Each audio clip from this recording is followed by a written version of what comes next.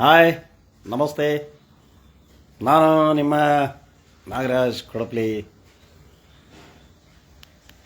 ಇವತ್ತು ಕೃಷಿಕಾಗಿ ಬಂದಿದ್ದೀನಿ. ಯಾಕಂದರೆ ಕೃಷಿ ಪ್ರಧಾನವಾದಂಥ ದೇಶ, ಕೃಷಿಕರ ಕುಟುಂಬದಿಂದ ಬಂದಿರೋನು. ನಮ್ಮಪ್ಪ ನಾನು ಓದಿಸ್ಲಿಕ್ಕೆ ಒಮ್ಮೆ ಫೀಸ್ ಕಟ್ಟಲಿಕ್ಕೆ 8 ಆಣೆಗೆ ಒಂದು ದಿವಸ ಹಗಲೆಲ್ಲ ಕಲ್ಲಂಗಡಿ ಹಣ್ಣು ಹೊರ ಕೂಲಿ ಮಾಡಿದ್ರಂತೆ. ಕಲ್ಲಂಗಡಿ ಹಣ್ಣನ್ನು ನಮ್ಮ ನದಿ, ತುಂಗಭದ್ರಾ ನದಿಯಿಂದ ನಡೋಮಳ್ಳಿಯಲ್ಲಿ ಕಲ್ಲಂಗಡಿ ಬೆಳೆಯೋರು. ಅದು ಸುಮಾರು ಒಂದು 2-3 ಗಾಡಿ ಲೋಡು ಕಲ್ಲಂಗಡಿ ಹಣ್ಣು ಆ ನದಿಯಿಂದ ದಡಕ್ಕೆ ತಂದಿಡಬೇಕು. ಅಲ್ಲಿ ಮೆಟ್ಲು ಹತ್ತಬೇಕು, ಇದು ಹತ್ತಬೇಕು, ಒಡೆ ಪಾಳ್ಯ ಅಂತ ಒಂದು ಊರಿದೆ. ಹೊಳೆದಂಡಿಯಿಂದ ಪಾಳ್ಯಕ್ಕೆ ಹೋಗಿ ಅಲ್ಲಿ ಇಟ್ಟರೆ ಅಲ್ಲಿ ಲಾರಿ ಬಂದು ಅವನ್ನ ಪಿಕಪ್ ಮಾಡ್ಕೊಳ್ಳೋದು. ಆಗಿನ ಕಾಲದಲ್ಲಿ ಐ ಥಿಂಕ್ ಇಟ್ ವಾಸ್ 72, 73, 70, 71, 72 ಇರ್ಬೋದು. ನಾನು ಸಣ್ಣವನಿದ್ದಾಗ ನಾ ಕೂಲಿ ಮಾಡಿದ್ದಪ್ಪ 8 ಆಣೆಗೆ. 8 ಆಣೆಗೆ ಒಂದು ದಿವಸ ಹಗಲೆಲ್ಲ ಕಲ್ಲಂಗಡಿ ಹಣ್ಣು ಹೊತ್ತಿದ್ದೆ ಅಂತ ನಮ್ಮ ಅಪ್ಪರು ಹೇಳೋರು. ಸೊ ಅವ್ರಿಗೆ ಪಟ್ಟಿರೋ ಕಷ್ಟದಿಂದ ನಾವು ಇವತ್ತು ಈ ಸ್ಥಾನದಲ್ಲಿದ್ದೀವಿ. ಇವತ್ತು AC ಮನೆ ಕಟ್ಕೊಂಡು ಕಾರ್ನಲ್ಲಿ ಓಡಾಡ್ತಾ ಇದ್ದೀವಿ, ಬಂಗ್ಲೆ ಕಟ್ಕೊಂಡಿದ್ದೀವಿ. ಬಟ್ ಆದರೆ ಅದರ ಹಿಂದೆ ತಂದೆ ತಾಯಿ ಮಾಡಿದಂಥ ಒಂದು ನೋವಿನಿಂದ ಓದಿಸಿರ್ತಕ್ಕಂಥದ್ದನ್ನು ನಾನು ಮರೆಯೋದಿಲ್ಲ. ನಾನು ಕಾರ್ ಸ್ಟೇರಿಂಗ್ ಹಿಡಿದ್ರೆ ನನಗೆ ದೇವರು ಅಂತ ಕಾಣೋದು ನಮ್ಮಪ್ಪ. ಅದು ಬಿಟ್ಟರೆ ಯಾವ ದೇವರು, ನನಗೆ ಯಾವ ದೇವರು ಎಂಥದ್ದು ಇಲ್ಲೇ ಇಲ್ಲ. ಈ ಭೂಮಿ ತಂದಿರೋರು ಅಪ್ಪ ಅವ್ವ. ನಿಮ್ಮ ತಂದೆ ತಾಯಿಗಳನ್ನು ಪೂಜೆ ಮಾಡಿದ್ರೆ ನಿಮಗೆ ಏನು ಬೇಕು ಕೇಳ್ತಿದೆ ಅದೆಲ್ಲ ಸಿಗ್ತದೆ. ಇವತ್ತು ನಮ್ಮ ಅಪ್ಪ ಹೊಡೆಯೋರು, ಬೈಯೋರು. 2 ಮಕ್ಕಳಾದ್ಮೇಲೂ ನನಗೆ ಬೈಯೋರು ನಮ್ಮ ಅಪ್ಪಾಜಿ. ಬಟ್ ನಾನು ಒಂದು ದಿವಸನೂ ತಿರುಗಿ ಮಾತಾಡಲಿಲ್ಲ. ಅದು ತಪ್ಪೇ ಬೈದರೂ ನಾನು ಸುಮ್ಮನೆ ಬಯಸ್ಕೊತಿದ್ದೆ. ಯಾಕೆಂದರೆ ಒಂದು ಶಿಸ್ತು, ಅದು ಒಂದು ಗಂಭೀರತೆ. ನಮ್ಮ ಮಕ್ಕಳು ಕೆಡಬಾರ್ದು ಅಂತ ಬೈತಿರ್ತಾರೆ. ಆದ್ದರಿಂದ ನಮಗೆ ಅದಕ್ಕೆ ಅಡಿಕ್ಟ್ ಆಗಿಬಿಟ್ಟಿದ್ದೀವಿ ಬೈಸ್ಕೊಳಕ್ಕೆ. ಅಪ್ಪಾಜಿ ಬೈತಿದೆ, ಬೈಲಿ. ಯಾವುದ್ಯಾವುದೋ ಕಾರಣದಿಂದ ಊರಲ್ಲಿ ರಾಜಕಾರಣ, ಮತ್ತೊಂದು ಮುಗದೊಂದು ಹೊಲ ಬೆಳಿಬಲ್ವು. ಸುಮಾರು ನಾವು ಸಣ್ಣರಿದ್ದಾಗನೇ ನಮ್ಮ ಮನೆಗೆ ಒಂದು 25 ಎಕರೆ, ನಮ್ಮ ಅಪ್ಪರು ಒಂದು 20 ಎಕರೆ ಹಿಡಿದ್ರು. ನಮ್ಮ ಅಪ್ಪರ ಸತ್ತ ನಮಗಿರೋದು 50 acres ಲ್ಯಾಂಡೆಡ್ ಪ್ರಾಪರ್ಟಿ. ಸೊ ಮನೆಗಳ ಹಿಡಿದ್ರು, ನಮ್ಮನ್ನೆಲ್ಲ ಓದಿಸಿದ್ರು, ಎಲ್ಲರನ್ನೂ ಓದಿಸಿದ್ರು. ಸೊ ಹೀಗಾಗಿ ದೊಡ್ಡ ಮನೆತನ ನಮ್ಮ ಮನೆಯಲ್ಲಿ 25-30 ಜನ. ಸುಮಾರು ಒಂದು 5-10 ಆಕಳರವು, 8 ಎತ್ತಿನ ಜೊತೆ, 4 ಜೊತೆ ಎತ್ತಿನ ಕಮ್ತ, ಮೇಲೆ ಒಂದು 4 ಆಳರವು, ಆಮೇಲೆ ದನ, ಎಮ್ಮೆ, 8 ಎಮ್ಮೆ ಮರಿ, ಕರುಗಳು, 12 ಆಡು, ಮೇಕೆ ಎಲ್ಲ ಸಾಕರು. ಆಡುಗಳು ಅವೆಲ್ಲ ನಾವು ಮೇಯಿಸ್ತಿದ್ವಿ. ರಜೆ ಇದ್ದಾಗೆಲ್ಲ ಆಡು ಮೇಯಿಸೋದು, ದನ ಮೇಯಿಸೋದು, ಹೋಗೋದು, ಅಥವಾ ಹೊಲಕ್ಕೆ ಕೆಲಸಕ್ಕೆ ಹೋಗೋದು, ಇದನ್ನೆಲ್ಲ ನಾವು ಮಾಡ್ತಿದ್ವಿ. ಹೀಗಾಗಿ ರೈತಾಪಿ ಕುಟುಂಬದಿಂದ ಬಂದಾಗ ನಾವು ರೈತರೇ. ಸೊ ರೈತರು ಏನು ಮಾಡೋರಂದರೆ ಅತಿ ಮನೆ ಹೋರಿ ಹುಟ್ಟಿದವನ ಅವನ್ನೇ ಹೊಸ ಮಂದಿ, ಲಿಂಗಾಯತರ ಮಂದಿ ಹುಗಿಯೋರು, ಅವಕ್ಕೆ ಗದ್ದಿಗೆ ಮಾಡೋರು. ಮನೆಯಲ್ಲೇ ಮನೆ ಹೋರಿ ಮನೆಯಾಗ ಸಾಯ್ಲಿ ಅಂದು ಸತ್ತ ಮೇಲೆ ಅದನ್ನು ಕೆಲವೊಂದು ಸಮಾಜದವ್ರು ಒಯ್ಯೋ ಒಂದು ಪ್ರತೀತಿ ಆಗಿತ್ತು. ಈಗದಿಲ್ಲ. ಸೊ ಸತ್ತವನ್ನು ಈಗ ಈ ಕೆಲವೊಂದು ಸ್ಕಿನ್ನಿಗೆ, ಚರ್ಮ ಉತ್ಪಾದನೆಗಳಿಗೆ ಚರ್ಮ ತಗೋತಾರೆ. ಕೊಂಬುಗಳು ಮತ್ತು ಬೋನ್ಸನ್ನು, ಎಲುಬನ್ನು, ಕೆಲವೊಂದು ರಸಾಯನ ತಯಾರು ಮಾಡಲಿಕ್ಕೆ ಎಲುಬುಗಳನ್ನು, ದನಿನ ಎಲುಬುಗಳನ್ನು ತಗೋತಾರೆ. ಸೊ ಹೀಗಾದಾಗ ರೈತರು ಏನು ಮಾಡ್ತಾರೆ ಅಂದರೆ, ರೈತರಿಗೆ ಎಮ್ಮೆ ಹೆಣಗರು ಹಾಕಿದರೆ ಲಾಭ, ಎಮ್ಮೆ ಹೆಣಗರು ಹಾಕಿದರೆ ಲಾಭ. ಈ ಜವಾರಿ ಆಕಳುಗಳು ಹೆಣ್ಣಿದ್ರೂ ಸಂತೋಷ, ಗಂಡು ಹೋರಿ ಹಾಕಿದ್ರಂತೂ ಭಾಳ ಲಾಭ. ರೈತರಿಗೆ ಹೋರಿಕರ ಈತು ಅಂದ್ರೆ ಅದೊಂದು ಹಬ್ಬ ಮನೆಯಲ್ಲಿ. ಆದರೆ ಈ ಜರ್ಸಿ ಆಕಳಲ್ಲ. ಜರ್ಸಿ ಆಕಳ ಹೆಣ್ಣು ಹಾಕಿದರೆ ಖುಷಿ, ಗಂಡು ಹಾಕಿದರೆ ಒಂದು 500-400 ಮಾರಿಬಿಡ್ತಾರೆ. ಯಾಕಂದರೆ ಅದು ಸ್ವಲ್ಪ ಈ ಹಾಲು ಮಾರಾಟ ಮಾಡೋದ್ರಿಂದ, ಹಾಲು ವ್ಯಾಪಾರೀಕರಣ ಮಾಡೋದ್ರಿಂದ ಎಲ್ಲ ರೈತರು ಈ ಮೌಳಿ ಜರ್ಸಿ ಆಕಳದ ಗಂಡು ಕರುವನ್ನು ಮಾರ್ತಾರೆ, ಹೆಣ್ಣನ್ನು ಇಟ್ಕೊಳ್ಳೋದಿಲ್ಲ. ಆ ಗಂಡು ಕರುವನ್ನು ಕೆಲವೊಂದು ಜನ ಅವನ್ನ ಇದನ್ನು ಮಾಡಿ, ಮಾಂಸ ಮಾಡಿ, ಕೆಲವೊಂದು ಜೊತೆಗೆ ಒಟ್ಟು ಅವರು ಒಂದು ಎಳೆ ಮಾಂಸವನ್ನು ಪಾರ್ಸಲ್ ಮಾಡ್ತಾರೆ, ಗೋವಾ ಗಿವಾ ಆ ಕಡೆ ಈ ಕಡೆ ಕಳಿಸ್ತಾರೆ. ಇನ್ನು ವಯಸ್ಸಾದಂಥ ದನ ಕರುಗಳನ್ನು ಸಾಕಲಾರದೆ ರೈತರು ಮಾರ್ತಾರೆ. ಮತ್ತು ಬಡತನ ಬಂದಾಗ ಯಾವಾರ ಮಕ್ಕಳು ಮರಿ ಮದುವೆ ಬಂದರು ಮಾಡಿದ್ರು ಅಂದ್ರೆ ಮಾರ್ತಾರೆ. ಆಗ ಮಾರ್ಕೆಟ್ ಇಲ್ದಾಗ ಯಾರು ತಗೋತಾರೆ? ಅವ್ರು ಮುಂದೆ ಏನು ತೊಗೊತಾರೆ, ಏನು ಮಾಡ್ತಾರೆ ಅನ್ನೋದು ಮುಖ್ಯ ಅಲ್ಲ. ರೈತನಿಗೆ ತನ್ನ ಹೊಟ್ಟೆಪಾಡು ಮುಖ್ಯ ಆಗ್ತದೆ. ಯಾರು ಬಂದು ರೈತರು ಈ ಏನು ಗೋಪಾಲಕರು ಅಂತದಾರಲ್ಲ, ಈ ಗೋರಕ್ಷಣೆ ಮಾಡೋರು ಏನದಾರಲ್ಲ, ಬಂದು ರೈತರ ಹತ್ರ ಇರ್ತಕ್ಕಂಥ ವಯಸ್ಸಾದ ದನಗಳು, ಕುಂಟಾದ ದನಗಳು, ಬರಡೆಯಾದ ದನಗಳು ಇಂಥವನ್ನ ತಗೊಂಡು ರಕ್ಷಣೆ ಮಾಡಲಿ, ರೈತರು ಕೊಡ್ತಾರೆ. ಆದರೆ ಅದಕ್ಕೆ ಇಷ್ಟು ಅಂತ ಅಮೌಂಟ್ ಕೊಡಬೇಕು, ಕೊಟ್ಟು ರಕ್ಷಣೆ ಮಾಡಲಿ. ಇವರು ರಕ್ಷಣೆ ಅಂತ ತಂದಿರೋದು ನಾವು ಮಾಡಿದಂಗೆ ಇವ್ರೇನು ರಕ್ಷಣೆ ಮಾಡಿದ್ದಾರೆ. ನಾವು ದನ ಕಾದ್ದವಿ, ಆಕಳುಗಳು ಇದು ಮಾಡವೆ. ನಮ್ಮದು ಗಿಡ್ಡಿ ಅಂತ ಒಂದು ಆಕಳ ಇತ್ತು, ನಾವೇನು ಸುಳ್ಳು ಹೇಳೋದಕ್ಕೆ ಅವಶ್ಯ ಇಲ್ಲ. ಒಂದು ಪುಣ್ಯಕೋಟಿ ಅಂತ ಹಸುತ್ತು, 2 ಕರು ಹಾಕಿತ್ತದು. ಅದು ತಲೆ ಬಾಚೋದು ನಮಗೆ. ದನ ಕಾಯಕ್ಕೆ ಹೋದಾಗ ನಾವು ಬಿಸಿಲಲ್ಲಿದ್ದಾಗ ನಾವು ನಿಂತ್ಕೊಂಡ್ರೆ ತಲೆ ಬಾಚೋದು ಹೀಗೆ ನಾಲಿಗೆಯಿಂದ. ಸೊ ಆ ರೀತಿ ಗೋವುಗಳ ಸಂಪರ್ಕ ನಮಗಿರೋದು. ಅವುಗಳ ಹಾಲನ್ನು ತೊಗೊಂಡು ನಾವು ದನ ಕಾಯಕ್ಕೆ ಹೋದಾಗ ಹಾಲು ತೊಗೊಂಡು ಹಾಲು ಹಿಂಡ್ಕೋತಿದ್ವಿ. ಅಲ್ಲ, ಬೆಳಗ್ಗೆ ಹಿಂಡ್ಬಿಡೋರು, ಮತ್ತು 2-3 ಗಂಟೆ ಆದರೆ ಹಾಲು ಸಿಗೋದು. ಅವು ಕೆಲವೊಂದು ಒದಿಲಾರ್ದ ಹಸು ಎಮ್ಮೆಗಳಿರುವ ಒಂದು ಸ್ವಲ್ಪ ಹಿಂಡ್ಕೊಂಡು ಒಂದು ಚರಿಗೆ ಮಾಡಿಕೊಂಡು ಅದ್ರಾಗ ಒಂದು ಮಿಟ್ಲಿ ಗಿಡ ಅಂತ ಇರ್ತದೆ. ನಿಮಗೆ ಗೊತ್ತೈತೋ ಇಲ್ಲ, ದನ ಕಾದ ಹುಡುಗರಿಗೆ ಗೊತ್ತಿರ್ತದೆ. ಮಿಟ್ಲಿ ಗಿಡ ಅಂತಂದು ಹೇಳಿ ಇಷ್ಟು ಮುರಿದು, ಇಷ್ಟು ತುಂಬ ಮುರಿದು 2 ಡ್ರಾಪ್ಸ್ ಮಿಟ್ಲಿ ಪೆಳೆ ಅಂತ ಇರ್ತದೆ. ಮಿಟ್ಲಿ ಗಿಡ, ಮಿಟ್ಲಿ ಪೆಳೆ ಅಂತ ನಮ್ಮ ಉಕ್ಕಡಗಾತ್ರಿಯಲ್ಲಿ ಇದರಲ್ಲಿ ಸಿಗೋದು, ದೊಡ್ಡಾಳದಲ್ಲಿ ಸಿಗೋದು, ಮತ್ತು ಕರ್ಗಲ್ನಲ್ಲಿ ಸಿಗೋದು. ಆ ಕರ್ಗಲ್ನಲ್ಲಿ ಮಿಟ್ಲಿ ಗಿಡ ಬೆಳೆದಿರೋದು ಹೊಳೆದಂಡೆಯಲ್ಲಿ. ಆ ಗಿಡವನ್ನು ಅಪರೂಪದ ಗಿಡ ಅದು ಎಲ್ಲೋ ಟೈಪು ಒಂಥರ ಅಯೋಡಿನ್ ಇದ್ದಂಗೆ ಇರ್ತದೆ. ಅದನ್ನು ಹಾಲಿನಲ್ಲಿ 2 ಡ್ರಾಪ್ಸ್, ಸಣ್ಣ ಡ್ರಾಪ್ಸು, ಒಂದು ಸಾಸಿವೆ ಕಾಳಿನಷ್ಟು ಒಂದು 3-4 ಡ್ರಾಪನ್ನು ಅದಕ್ಕೆ ಹಾಕಿಬಿಟ್ರೆ 10 ರಿಂದ 15 ನಿಮಿಷದಲ್ಲಿ ಗಟ್ಟಿ ಮೊಸರಾಗೋದು. ಅದನ್ನು ಹಾಗೆ ತಿಂದು ಬಿಡ್ಬೇಕು, ಫ್ರೆಶ್ ಇದ್ದಂಗೆ ತಿನ್ಬೇಕು. ತಿನ್ನಲಿಲ್ಲಪ್ಪ ಅಂದರೆ ಅದು ಕೆಡೋದು, ಒಡಿತೈತಿ, ಒಡೆದು ಬಿಡೋದು, ಹಾಲೆಲ್ಲ ಒಡೆದು ತಿನ್ನಕ್ಕೆ ಬರ್ದಂಗೆ ಆಗೋದು. ಸೊ ಇವೆಲ್ಲ ನಮ್ಮ ಬಾಲ್ಯದ ಅನುಭವ. ಮತ್ತು ಹೊಳೆಯಲ್ಲಿ ಈಜಾಡ್ತಿದ್ವಿ, ಚೆನ್ನಾಗಿ ಎಂಜಾಯ್ ಮಾಡ್ತಿದ್ವಿ. ಆಮೇಲೆ ಸ್ವಲ್ಪ ಹೊಲದಲ್ಲಿ ಹತ್ತಿ ಗಿತ್ತಿ ಅದು ಇದು ಏನಾರ ಬಿಡಿಸ್ಕೊಂಬಂದ್ರೆ ಹೋಗಿ ಈ ಕಡಲೆ ಉಂಡೆ ಅಂತ ಸಿಗವು, ಬೂಂದೆ ಉಂಡೆ ಸಿಗವು, ಗುಳಿಗೆ ಉಂಡೆ ಅಂತ ಸಿಗವು, ಕೊಬ್ಬರಿ ಚಿನ್ನಿ ಅಂತ ಸಿಗವು.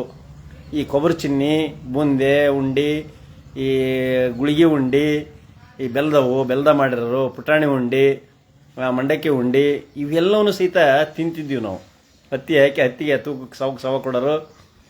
ಈ ಬೂಂದೆ ಉಂಡೆ ಆದರೆ 4 ಭಾಗ ಹತ್ತಿ ತೆಗೆದು ಅದ್ರ 1 ಭಾಗಕ್ಕೆ ಬೂಂದೆ ಉಂಡೆ ಕೊಡ್ರಿ. ಯಾಕಂದ್ರೆ ಸಕ್ಕರೆಗೆ ಭಾಳ ಡಿಮಾಂಡ್ ಅವಾಗ. ಬೆಲ್ಲ 1-1.5 kg ಇರೋದು, ಸಕ್ಕರೆ ನೋಡಿದ್ರೆ 4-5 ರೂಪಾಯಿ ಇರೋದು. ಸೊ ಹೀಗಾದಾಗ ಮೊರಾರ್ಜಿ ದೇಸಾಯಿ 77 ಬಂದಾಗ 2 ರೂಪಾಯಿ ಆಯ್ತು ಸಕ್ಕರೆ. ಅಕ್ಕಿ 4 ರೂಪಾಯಿ ಇದ್ವು. 2 ರೂಪಾಯಿ ಅಕ್ಕಿ ಇದ್ದದ್ದು ಇವತ್ತು 60 ರೂಪಾಯಿ ಆಗಿದೆ ಮೋದಿಯವ್ರ ಕಾಲಕ್ಕೆ. ಇವತ್ತು 80 ಆಗಿದ್ದೇನೆ, 75, 85. ಸೊ ಈಗ ನಾನು ವಿಷಯಕ್ಕೆ ಬರ್ತೀನಿ. ಇದು ಏನಪ್ಪ ಅಂತ ಹೇಳಿದರೆ, ಇಲ್ಲಿ ಒಬ್ಬರು ಸಂತೋಷ್ ರೆಡ್ಡಿ ಅಂಥೇಳಿ ಅವರು ಇಲ್ಲೇ ನಮ್ಮ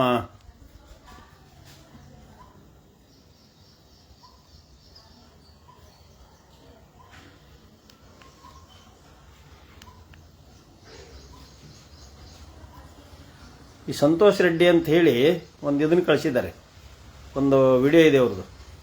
ನಮಸ್ಕಾರ.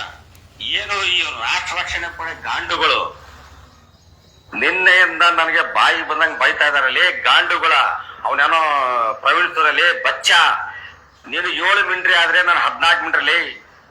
ನೀನು ಅವಾಚ್ಯವಾಗಿ ಬಳಕೆ ಮಾಡಿದ್ರೆ ಬೋಳಿ ಮಗನೇ, ನನಗೂ ಅವಾಚ್ಯವಾಗಿ ಬಳಕೆ ಮಾಡಕ್ ಬರುತ್ತೆ. ನಿಮ್ಮ ಅಮ್ಮ, ನಿನ್ನ ಹೆಂಡತಿ ಎಲ್ಲರೂ ನನ್ನ ಹತ್ರ ಕಳಿಸು, ಸುಳ್ಳೆ ಮಗನೇ ನಾನು. ಇದೇ ಇವನು ನಮ್ಮ ಹಾವೇರಿ ಜಿಲ್ಲೆದವನು ಸಂತೋಷ್ ರೆಡ್ಡಿ ಅಂತ. ಪ್ರವೀಣಿತರಲ್ಲಿ ಬಚ್ಚ, ನೀನು ಇವನು ಸಂತೋಷ್ ರೆಡ್ಡಿ ಅಂತ ನಮ್ಮ ಇದರವನೇ. ಸೊ ಇವನು ನೈಜವಾದ ಒಂದು ಹಿಂದೂ ಸಂಘಟನೆ ಹೋರಾಟ ಮಾಡ್ತಾನೆ, ಸಾಮಾಜಿಕ ಕಳಕಳಿ ಇವನು ಹೋರಾಟ ಮಾಡ್ತಾನೆ. ಇವನ ಬಗ್ಗೆ ನನ್ನ ತಕರಾರಿಲ್ಲ. ಇವು ಯಾವ ರೀತಿ ಹೋರಾಟ ಮಾಡ್ತಾನೆ ಅಂದರೆ ನೈಜತೆಯಿಂದ ಹೋರಾಟ ಮಾಡ್ತಾನೆ. ಸುಮ್ಮನೆ ಬ್ಲ್ಯಾಕ್ ಮೇಲ್ ಮಾಡೋದು, ರೊಕ್ಕ ಹೊಡೆಯೋದು, ಈ ವ್ಯಾಪಾರ ಮಾಡೋದನ್ನ ಹೆದರ್ಸೋದು, ರೋಲ್ ಕಾಲ್ ಮಾಡೋದು, ಇದನ್ನು ಮಾಡಬೇಡ್ರಿ ಅಂತ ಇವನು ಹೋರಾಟ.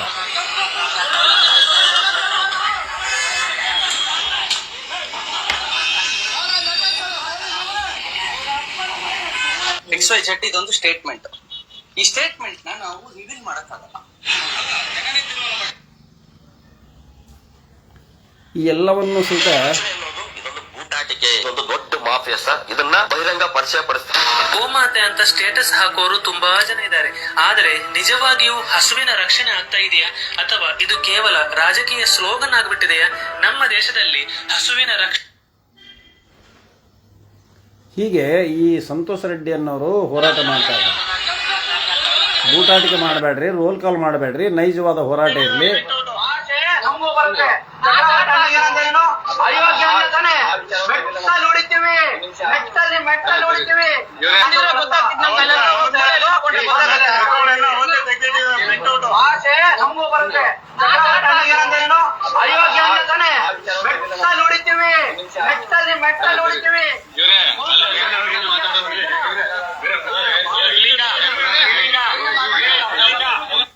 ಅವಿದ್ಯಾವಂತ, ಇವನಿಗೆ ಎಜುಕೇಶನ್ ಇದೆಯಾ?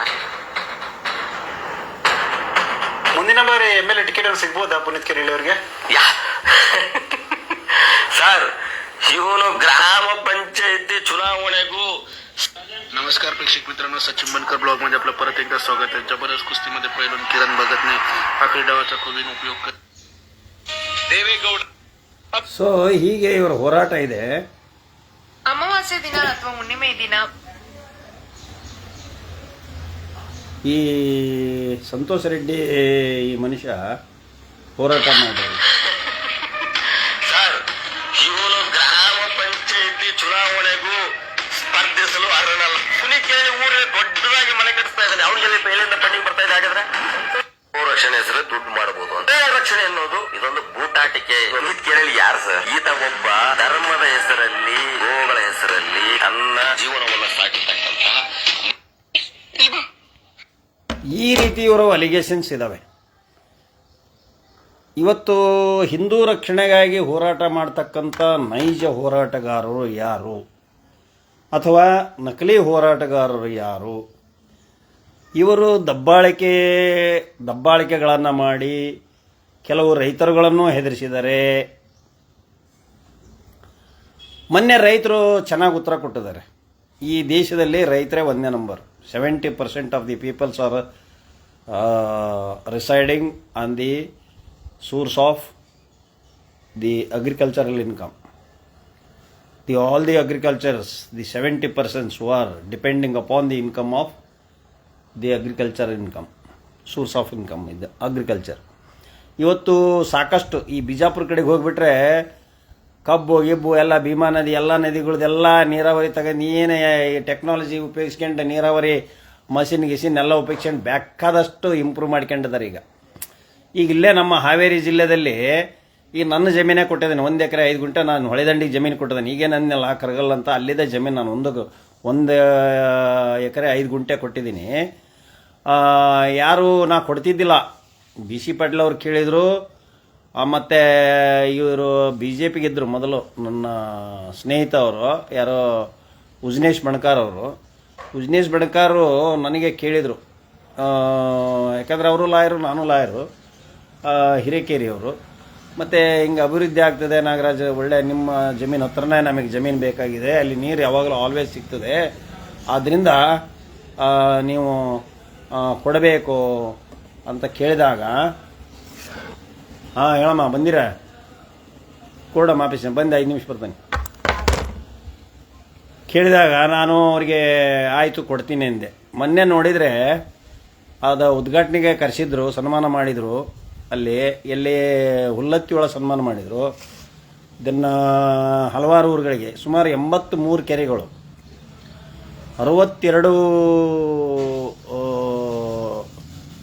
83 ಹಳ್ಳಿಯ 63 ಕೆರೆಗಳಿಗೆ ನಮ್ಮ ಉಕ್ಕಡಗಾತ್ರಿಯ ತುಂಗಭದ್ರಾ ನದಿಯಿಂದ ಸುಮಾರು 70ರಿಂದ 80 ಕಿಲೋಮೀಟರ್ ದೂರ ಪೈಪ್ಲೈನ್ ಒಯ್ದಿದ್ದಾರೆ. ಅದೇನು ಸುಮಾರು ಒಂದು 10 ಇಂಚ್ ಪೈಪ್ ಅಗಲದೊಳಗೆ 10 ಇಂಚ್ ಪೈಪು, 15-20 ಇಂಚ್ ಪೈಪು ಇಷ್ಟು ದಪ್ಪ ಇದೆ. ಸುಮಾರು ಒಂದು 30 ಫೀಟ್ ಮೂವ್ ಆಗ್ತದೆ. 2010 ಹಾರ್ಸ್ ಪವರ್ ಮಿಷನ್ಗಳು, 2010 HP. ನಾವು 10 HP ಹಾಕಿದರೆ ಅಯ್ಯೋ ಸಾಕಷ್ಟು ನೀರು ಅಂತೀವಿ. 100 HP ಅಲ್ಲ, 500 HP ಅಲ್ಲ, 1000 HP ಅಲ್ಲ, 2010 HP ಮೋಟ್ರ್ಗಳನ್ನು ನಮ್ಮ ಜಮೀನಿನಲ್ಲಿ ಇರಿಗೇಷನ್ ಪಂಪ್ ಹೌಸ್ನಲ್ಲಿ ಜಾಕ್ವೆಲ್ನಲ್ಲಿ ಕೂಡಿಸಿದ್ದಾರೆ. ಒಂದೇ ಅಲ್ಲ, 4 ಮಷಿನ್ಗಳು ಕುಂದಿರಿಸಿದ್ದಾರೆ, 4 ಇಂಜಿನ್ಗಳು, 4 ಮೋಟ್ರ್ಗಳು. 4 ಮೋಟ್ರ್ಗಳು ಸ್ಟಾರ್ಟ್ ಆದರೆ ಸುಮಾರು ಒಂದು 20% ಆಫ್ ದಿ ಇದನ್ನು ನೀರು ತೊಗೊಂಡ್ಬಿಡ್ತದೆ ಅದು. ಯಾಕೆ ಮಳೆಗಾಲದಾಗ ಎಷ್ಟು ತೊಗೊಂಡ್ರು ನೋ ಪ್ರಾಬ್ಲಮ್. ಈಗ ಮಳೆಗಾಲ ಬಂದಾಗ ಅವ್ರು ತುಂಬಿಸ್ಕೊಂಬಿಡ್ತಾರೆ ಎಲ್ಲ ಕೆರೆಗಳನ್ನ. ಹೀಗಾಗಿ ನೀರಾವರಿ ಅದೆಲ್ಲ ಭಾಳ ಯೋಗ್ಯ ಆಗ್ತದೆ. ಆದ್ದರಿಂದ ಈ ನಕಲಿ ರೈತರು ಬೇರೆ, ಒರಿಜಿನಲ್ ರೈತರು ಬೇರೆ. ಒರಿಜಿನಲ್ ರೈತರ ಅಭಿಪ್ರಾಯಗಳು ಬೇರೆ, ನಕಲಿ ರೈತರ ಅಭಿಪ್ರಾಯಗಳು ಬೇರೆ. ಅವ್ರದ್ದೇನಿಲ್ಲ, ಸಾಬರ್ ತಗೊಂಡು ಕಡಿತಾರೆ, ಹಿಂಸೆ ಮಾಡ್ತಾರೆ, ರಕ್ಷಣೆ ಮಾಡಬೇಕು. ಸಾಬ್ರಿಗೆ ತಗೊಂಡು ಹೋಗೋದು ಬೇಡ, ನೀವು ಖರೀದಿ ಮಾಡಿರಿ. ಸಂತೋಷ್ ರೆಡ್ಡಿ ಅವರೇ, ನಿಮ್ಮಲ್ಲಿ ಯಾರು ಹೋರಾಟಗಾರರದಾರೆ ಅವರ ಮನೆ ಮುಂದೆ ನಾವು ಕೊಡ್ತೇವೆ ದನಗಳನ್ನು. ದನ ಇವು ನಮಗೆ ರೈತರಿಗೆ ಬೇಡ ಆದವನ್ನ ನಾವು ಕೊಡ್ತೀವಿ. ಅವರು ಮುಚ್ಕೊಂಡು ಸಾಕ್ಬೇಕಷ್ಟೆ. ಮತ್ತು ಹಂಗೆ ಪುಕ್ಷಟೆ ಕೊಡಲ್ಲ, ನಾವು ರೊಕ್ಕ ಕೊಡಬೇಕು. ಅವ್ರು ಯಾರು ವ್ಯಾಪಾರ ಮಾಡಿ ತಗೊಂಡು ಹೋಗ್ತಿದ್ರು ಅವ್ರು ಬರಬೇಕು. ಇನ್ನು ಮೊನ್ನೆ ಬಕ್ರೀದ್ ಹಬ್ಬದಲ್ಲಿ ಏನಾಗಿದೆ ಅಂದರೆ, ಮೊನ್ನೆ ಬಕ್ರೀದ್ ಹಬ್ಬದಲ್ಲಿ ಅವರು ಕುರ್ಬಾನಿ ಅಂಥೇಳಿ ಒಳ್ಳೊಳ್ಳೆ ಹೋರಿಗಳು, ನಾವು ನಮ್ಮ ಹಿಂದೂದೊಳಗೆ ಏನು ನಾನ್ ವೆಜ್ ಊಟ ಮಾಡೋಂಥ ಸಂಪ್ರದಾಯ ಇರೋರು ದೇವ್ರಿಗೆ ಹೇಳ್ಕೊಂಡು ಕುರಿ ಗಿರಿ ಅವೆಲ್ಲ ಮೇಯಿಸ್ಕೊಂಡು ಅವನ್ನೆಲ್ಲ ಇದು ಮಾಡ್ತಾರೆ. ಒಂದೊಂದು ಮನೆಗೆ 2-2, 3-3 ದೊಡ್ಡ ದೊಡ್ಡ ಸಂಸಾರದಾರ 4-4 ಕುರಿ ಕಡೋದು, ಬೀಗ್ರನ ಪಾಗ್ರನ ಕರೀತಾರೆ. ಕುರಿ ಹೋತು ಇಂಥವೆಲ್ಲ ಮಾಡ್ತಾರೆ. ಒಳ್ಳೊಳ್ಳೆ ಟಗರ್ ಕಡಿಯೋದು ಅದೊಂದು ಇದು, ಅದು ಅವ್ರದ್ದೊಂದು ಹಮ್ಮ, ಅದು ಅಹಂಕಾರ. ಅದು ನಾವು ಇಂಥ 40 kg ಕುರಿ ಕಡಿದ್ವಿ, 80 kg ಕುರಿ ತೆಗೆದಿದ್ವಿ, ಟಗರ್ ತೆಗೆದಿದ್ವಿ, ಕಡಿದ್ವಿ ಅಂತ ಅನ್ನೋದೊಂದು ಅಹಮ್ಮ ಅದು.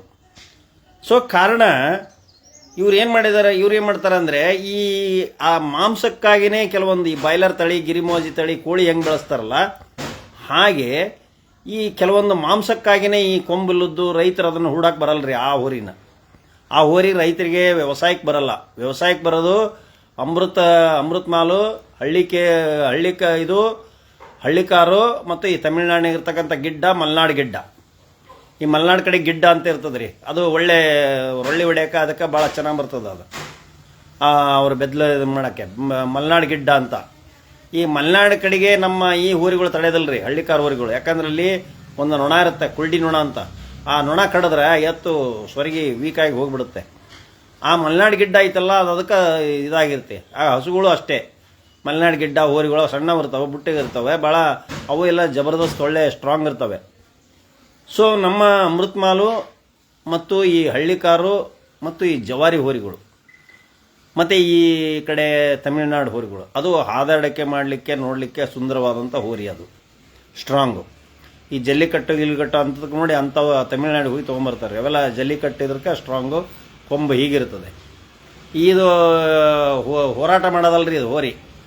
ಹಳ್ಳಿಕಾರು ಹೋರಿ ಐತಲ್ಲ, ಬಹಳ ಜಾತಿದು, ಸೂಕ್ಷ್ಮ, ಎಳಿಲಿಕ್ಕೆ ಭಾಳ ಒಳ್ಳೆಯದು. ಬೇಸಾಯ ಮಾಡಲಿಕ್ಕೆ 1ನೇ ನಂಬರ್ ಹೋರಿ ಅಂದರೆ ಹಳ್ಳಿಕಾರು ಹೋರಿ. ಅಮೃತ್ ಮಾಲು ಅಷ್ಟೇ, ಅಮೃತ್ ಮಾಲು ಒಳ್ಳೆ ಹೋರಿ. ಅಮೃತ್ ಮಾಲು ಪ್ಲಸ್ ಈ ಇವದವಲ್ಲ ಹಳ್ಳಿಕಾರು ಹೋರಿ ಭಾಳ ಸೂಕ್ಷ್ಮ, ಅಂದರೆ ರ್ಯಾಶ್ ಇರಲ್ಲ ಅವು. ಈ ಹಳ್ಳಿಕಾರು ಹೋರಿಗಳದವಲ್ಲ ರ್ಯಾಶ್ ಇರಲ್ಲ, ಹಾಯಲ್ಲ ಅವು, ಹಾಯಲ್ಲ, ಡೇಂಜರಸ್ ಅಲ್ಲ. ಆಮೇಲೆ ಹೆಣ್ಮಕ್ಳು ಸಹಿತ ಮೇಯಿಸ್ಬೋದು ಅವನ್ನ ಆ್ಯಕ್ಚುಲಿ ಆ ಕಡೆ ಹೆಣ್ಮಕ್ಳ ಮೇಯಿಸಿ ಜೋಪಾನ ಮಾಡಿರ್ತಾರೆ ಕರುಗಳಿದ್ದಾಗ. ಹೀಗಾಗಿ ಭಾಳ ಸಾಧು ಇರ್ತವೆ. ಹೀಗಾಗಿ ರೈತರಿಗೆ ಅವೆಲ್ಲ ಉಪಯೋಗ ಇರ್ತವೆ. ಇವ್ರು ಯಾರೋ ನಕಲಿ ಭಕ್ತರು ಮೊನ್ನೆ ಎಲ್ಲ ವ್ಯಾಪಾರ ಮಾಡೋದಕ್ಕೆ ಅಡ್ಡಿ ಮಾಡಿದ್ದಕ್ಕೆ ಆ ವ್ಯಾಪಾರ ಮಾಡೋದೆಲ್ಲರೂ ಬಿಟ್ಟರು. ರೈತರು ಎಷ್ಟೋ ಮಂದಿ ಲಾಸ್ ಆದರು. ಕೋಟಿಗಟ್ಟಲೆ ವ್ಯಾಪಾರ ಹಾಕಿ ಆ ಹೋರಿಗಳನ್ನು ಮಾರಾಟ, ಮಾಂಸಕ್ಕಾಗಿಯೇ ತಯಾರಾಗಂಥ ತಳಿ ಇದೆ, ಅದು ಫಾರಿನ್ ಬೇಡದು. ನಾವು ನಂದೀಶ್ವರ, ಬಸವಣ್ಣ, ಆ ಭಕ್ತಿ, ನಮ್ಮ ನಂಬಿಕೆ ನಮಗಿದೆ. ಆದರೆ ಕೆಲವರು ರೈತರು ಅದನ್ನು ವ್ಯಾಪಾರೀಕರಣ ಮಾಡಿ ಅದನ್ನು ಮಾಂಸಕ್ಕಾಗಿಯೇ ತಯಾರು ಮಾಡಿರ್ತಾರೆ. ಆ ಮಾಂಸಕ್ಕೆ ಬರ್ತದೆ ಹೊತ್ತು ಬೇರೆ ಯಾವುದಕ್ಕೂ ಬರಲ್ಲ. ಅದಕ್ಕೆ ಅಷ್ಟು ಖರ್ಚು ಮಾಡಿರ್ತಾರೆ. ಬೂಸ, ಹಿಂಡಿ, ವಿಟಮಿನ್ಸು, ಇಂಜೆಕ್ಷನ್ನು ಎಲ್ಲ ಮಾಡಿ ಸಾವಿರಾರು ಹೋರಿಗಳನ್ನು ತಯಾರು ಮಾಡ್ಕೊಂಡಿರ್ತಾರೆ.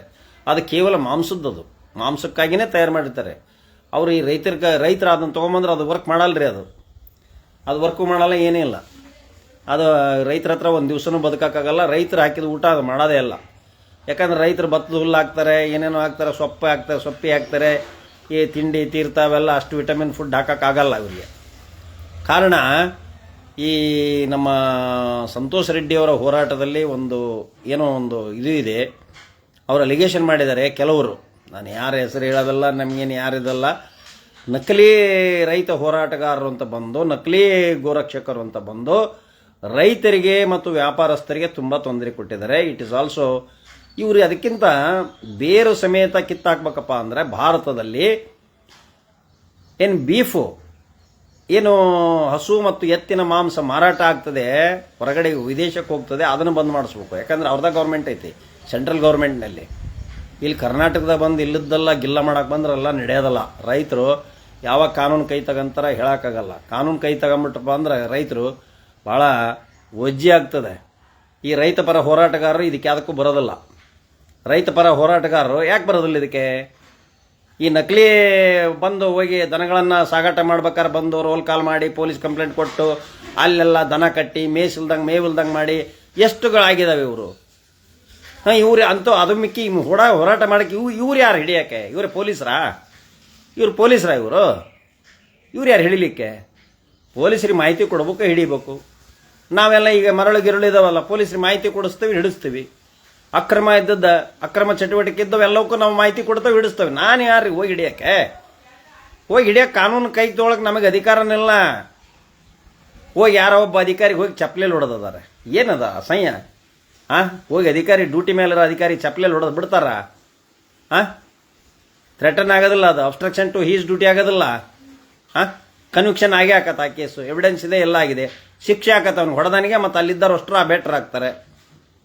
ಅವನು ಯಾರೋ ಅಧಿಕಾರಿಗೆ ಹೊಡೆದಾರಲ್ಲ, ಈಗ ಅವ್ನು ಕೇಸ್ ಕೊಡ್ತಾನೆ, 353 ಕೆಳಗೆ ಅಬ್ಸ್ಟ್ರಕ್ಷನ್ ಆಫ್ ಹೀಸ್ ಡ್ಯೂಟಿ ಆಗ್ತದೆ. ಪೊಲೀಸರು ಆಗ್ತಾರಲ್ಲ, ಅದಕ್ಕೆ purely obstruction of his duty.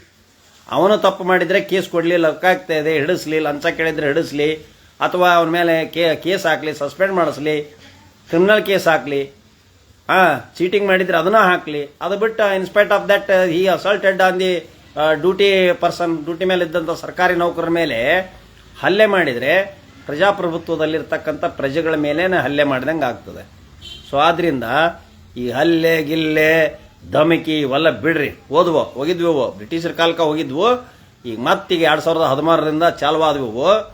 ಅಲ್ಲಿಂದ ಬಂದುತ್ತಿದ್ದು ಗಟ್ಟಿಯಾಗಿ ಎದುರ್ಸಕ್ಕೆ ರೆಡಿ ಇರ್ಬೇಕಷ್ಟೇ ರೈತರು ನೀವು ಗಟ್ಟಿಯಾಗಿ ಹಳ್ಳಿಯಾಗ ಹೇಳ್ತಿದ್ರು. ನಾವು ನಂಬ್ತಿದ್ದಿಲ್ಲ ಅದನ್ನ.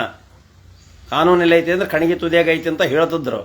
ಆದರೆ ಈಗ ನಾವು ಲಾಯರ್ ಆಗಿದ್ದೇವೆ, ಹಂಗೆ ಹೇಳಕ್ಕೆ ಬರೋದಿಲ್ಲ, ಪ್ರಚೋದನೆ ಮಾಡಕ್ಕೆ ಬರಲ್ಲ ನಾವು. ಆದ್ದರಿಂದ ನೀವು ಸೆಲ್ಫ್ ಡಿಫೆನ್ಸ್ ಇದೆ, ನೀವು ಸೆಲ್ಫ್ ಡಿಫೆನ್ಸ್ ತಗೊಳ್ರಿ. ರೈತರು ನಿಮ್ಮನ್ನು ನೀವು ರಕ್ಷಣೆ ಮಾಡಿಕೊಳ್ರಿ. ನಿಮ್ಮ ಗೋಗಳನ್ನು, ಹಸುಗಳನ್ನು ನೀವು ಮಾರಕ್ಕೆ, ನಿಮ್ಮ ಎತ್ತುಗಳನ್ನು ಮಾರಾಟ ಮಾಡಲಿಕ್ಕೆ ನೀವು ಪ್ರಬುದ್ಧರದಿರಿ. ಕೊಡ್ರಿ, ಮಾರ್ರಿ, ಚೀಟಿ ಬರ್ದು ಕೊಡ್ರಿ, ವ್ಯವಹಾರವನ್ನು ಮಾಡ್ರಿ, ಕಳಿಸ್ರಿ, ನಾವು ಕೊಟ್ಟಿದ್ದೀವಿ ಅಂತ ಹೇಳ್ಕೊಡ್ರಿ. ಆಗ ಅವನಿಗೆ ತಗೊಂಡನಿಗೇನು ತೊಂದರೆ ಆಗೋದಿಲ್ಲ. ಯಾರು ಹಿಡಿಯೋರು ಮಾಡೋರು ಮಾಡ್ರಿ, ಅದಕ್ಕೆ ಜವಾಬ್ದಾರಿ ನೀವಿರ್ರಿ, ರೈತರಿರ್ರಿ. ಇಲ್ಲ ಅಂದ್ರೆ ರೈತರ ಮನೆತನಗಳು ಇವತ್ತಿನ ದಿವಸ ಬೆಲೆ ಏರಿಕೆಯಿಂದ, ಈ ನೋಟ್ ಬ್ಯಾನ್ ಆದಾಗಿನಿಂದ ಬಂಗಾರ, ಚಿನ್ನ, ರೈತರ ಮಕ್ಕಳು ಮದುವೆ ಮಾಡಂಗೆ ಐತೇನ್ರಿ? 2 ಲಕ್ಷ ಗಂಟ್ಲೆ ಬಂಗಾರ ಹೋದ್ರೆ ರಸಗೊಬ್ಬರಗಳೆಲ್ಲ ರೇಟು ಅದು ಸಿಗೋದಿಲ್ಲ. ನಾಳೆ ಮಳೆ ಹೋದ್ರೆ ರಸಗೊಬ್ಬರ ತಗೊಂಡು ಬಿತ್ತವು, ಸಾಲ ಮೂಲ ಮಾಡ್ಕೊಂಡು ಹೆಂಡತಿ ಕೊಳ್ಳಾಗಿನ ಚೈನು ಪಾಯ್ನು ಒಟ್ಟು ಹೋಗಿ ಒತ್ತೆಟ್ಟು ತಗೊಂಬಂದು ಬಡ್ಡಿ ಹಂಗೆ ಸಾಲ ತಗೊಂಬಂದು ಹಾಕ್ತಾವ ರೈತರಿಗ. ಮಳೆ ಎಲ್ಲರಿಗೆ ಹೋತಪ್ಪ ಅಂದ್ರೆ, ನಾಳೆ ಜುಲೈಗೆ ಮಳೆ ಹೋತಂದ್ರೆ ಗೋವಿಂದ ನೇಣಕ್ಕೆಬೇಕು ಅವನು. ದಯವಿಟ್ಟು ರೈತರು ಹಂಗೆ ಮಾಡ್ಕೋಬೇಡ್ರಿ, ಯಾರು ಹಂಗೆ ಮಾಡ್ಕೋಬೇಡ್ರಿ. ಇದ್ದು ಜಯಿಸ್ಬೇಕು, ಯಾರು ನೇಣು ಹಾಕ್ಕೋಬೇಡ್ರಿ. ರೈತರು ಇಂಥರೆಲ್ಲ ನಕಲಿಗಳನ್ನ ಒದ್ದು ಓಡಿಸ್ರಿ. ಆಮೇಲೆ ಆಟೋಮೆಟಿಕ್ ಆಗಿ ನಾವು ರೈತರು ಧೈರ್ಯವಾಗಿ ಜೀವನ ಮಾಡ್ತೇವೆ. ಹೆದರಬೇಡ್ರಿ. ರೈತರಿಗೆ ಏನಾದ್ರು ಬಂದ್ರೆ ನಾವು ಅದಾವಿ, ಎಲ್ಲರೂ ಅದಾವಿ. ನಾನು ರೈತ ಕುಟುಂಬದಿಂದ ಬಂದ್ರೆ ನಾನು ರೈತನೇ, ಇವತ್ತು ರೈತ ನಾನು, ಗೊತ್ತಾತ? ಅದಕ್ಕೆ ಈ ನಕಲಿ ಹೋರಾಟಗಾರನ ಬಿಡ್ರಿ, ಬಗ್ಗಿಸಿ ದುಡಿಯಕ್ಕೆ ಹೇಳ್ರಿ ಅವ್ರಿಗೆ. ಬಾನ್ ರಂಟಿ ಹೊಡಿಯನ್ರಿ, ಬಾನ್ ನಾನು ಕೊಟ್ಟ ರಂಟಿ ಹೊಡಿಯಕ್ಕೆ ಹೋಗನ್. ನಾನು ನೇಗ್ಲು ಹಿಡ್ದವೆ, ರಂಟಿ ಹೊಡೆದವೆ, ದನ ಕಾದವೆ, ಸಗಣಿ ಎತ್ತೇವೆ. ಅವನಿಗೆ ಸಗಣಿ ಅಂದ್ರೆ ಗೊತ್ತಿತ್ತ ಅವಕ್ಕೆ? ಸಗಣಿ ತಿಂತಾವ, ಆದ್ರೆ ಸಗಣಿ ಅಂದ್ರೆ ಗೊತ್ತಿಲ್ಲ ಅವಕ್ಕೆ, ಸಗಣಿ ಹೆಂಗೆ ತಯಾರಾಕತಿ ಅಂತ. ಆಕಳನ ಸರಿಯಾಗಿ ಮೇಯಿಸಿದ್ರೆ, ಎತ್ತನ್ನು ಸರಿಯಾಗಿ ಮೇಯಿಸಿದ್ರೆ ಅವಕ್ಕೆ ಅವು ಸಗಣಿ ಹಾಕ್ತಾವು. ಮೇವಲ್ಲ ಅಂದ್ರೆ ಇನ್ನೇನು ಸಗಣಿ ಹಾಕ್ತಾವು ಇವು, ಗೊತ್ತಾತ? ಜೈ ಹಿಂದ್, ಜೈ ಕರ್ನಾಟಕ. ಸಂತೋಷ್ ರೆಡ್ಡಿಯವರ ನಿಮ್ಮ ಹೋರಾಟಕ್ಕೆ ಜಯವಾಗಲಿ. ನೀವು ಹೋರಾಟವನ್ನು ನೈಜವಾಗಿ ಹೋರಾಟ ಮಾಡ್ತಿದ್ರಿ. ಹಿಂದೂ ಆಗಿ ನೀವು ಹೋರಾಟ ಮಾಡಿ. ನಿಮ್ಮ ಪಕ್ಷ ಯಾವುದೋ ನನಗೆ ಸಂಬಂಧ ಇಲ್ಲ. ಹಿಂದೂ ಹೋರಾಟ ನೈಜವಾಗಿರಲಿ, ಸೇಫ್ ಆಗಿರಲಿ. ಇನ್ನೊಂದು ಧರ್ಮವನ್ನು ಹೇಳಿಸೋದಲ್ಲ ನಮ್ಮ ಹಿಂದೂ ಧರ್ಮ. ರೈತರ ಮೇಲೆ ಹಲ್ಲೆ ಮಾಡೋದಲ್ಲ, ಹಿಂದುಳಿದರ ಮೇಲೆ ಹಲ್ಲೆ ಮಾಡೋದಲ್ಲ, ಮೈನರ್ ಕಮ್ಯುನಿಟಿ ಮೇಲೆ ಹಲ್ಲೆ ಮಾಡೋದಲ್ಲ, ಸಮಾಜದಲ್ಲಿ ಭಯ ಹುಟ್ಟಿಸೋದಲ್ಲ ನಮ್ಮ ಹಿಂದುತ್ವ. ಅದಕ್ಕೆ ಮುಚ್ಚಿಗೆಂದು ಸ್ವಲ್ಪ ಹುಷಾರಲ್ಲಿ ಇದ್ಕೊಂಡು ಮಾಡ್ಕೊಂಡು ಹೋಗ್ರಿ ಅಷ್ಟೇ. ಏನಿಲ್ಲ, ಯಾರೇನೇನು ಕೈಗೆ ಬಳೆ ತೊಟ್ಕೊಂಡಿಲ್ಲಪ್ಪ. ಕಾನೂನು ಕಲ್ತದವೆ, ರೈತರ ಮಕ್ಕಳೆಲ್ಲ ಕಾನೂನು ಕಲ್ತದವೆ, ನೌಕರಿ ಅದಾರೆ, ಬುದ್ಧಿವಂತರು ಅದಾರೆ, ರೈತರ ಮಕ್ಕಳು ಜಡ್ಜಸ್ ಅದಾರೆ, ರೈತರ ಮಕ್ಕಳು ಲಾಯರ್ಸ್ ಅದಾರೆ, ರೈತರ ಮಕ್ಕಳು ಅಧಿಕಾರಿಗಳು ಅದಾರೆ, ರೈತರ ಮಕ್ಕಳು ಪೊಲೀಸರು ಅದಾರೆ, ರೈತರ ಮಕ್ಕಳು ಎಲ್ಲ ಕಡೆಗೂ ಅದಾರೆ, ರಾಜಕಾರಣದಾಗೂ ಅದಾರೆ. ರೈತರ ಮಕ್ಕಳೇ ಹೆಚ್ಚಾಗಿ ಮಿನಿಸ್ಟರ್ ಆಗಿರೋದು, ಈಗ CM ಆಗಿರೋದೇ ಅದು ರೈತರ ಮಕ್ಕಳು. ಇಲ್ಲಿ ಯಾರು ಚಾ ಮಾರಿದಾರೆ, ಇಲ್ಲಿ ಚಾ ಮಾರಿದಾರೆ, ಅಲ್ಲಿ ಮ್ಯಾಲ ಅದಾರ, ಗೊತ್ತಾದ್ರೆ ನಾವೆಲ್ಲ ರೈತರ ವರ್ಗನ ಎದುರು ಹಾಕ್ಯಬೇಡ್ರಿ ಅಷ್ಟೇ. ಹಾಂ, that's all. Jai Hind, Jai Karnataka.